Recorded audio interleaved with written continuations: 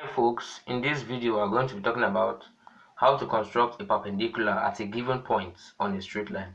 So in this case, all you have to do is you need to have your straight line first of all. So we are going to draw a given line which is AB.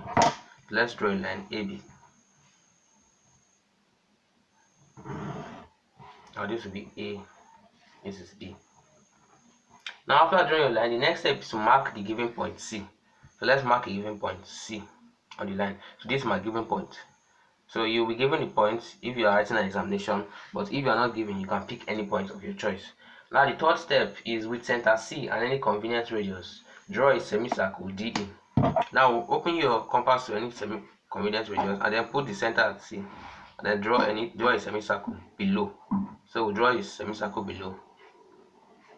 Now the next stage is with center D and E and any convenient radius, draw arcs to intersect at F. So we're going to open our compass to any convenient radius. I'll widen it a little bit, then I'll put it at center D, then I'll cut an arc above. Then you can also put it at center E, this center E, then cut another arc to cut the first one. So they intersect. Now this is D and this is E, and they intersect at F. Now the next stage is a line drawn from C through the intersection of the arcs is the perpendicular.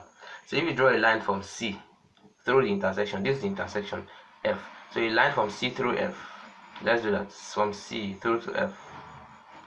So take it through it, and that would be the perpendicular. So this line CF is a perpendicular drawn to a given line AB from a point C.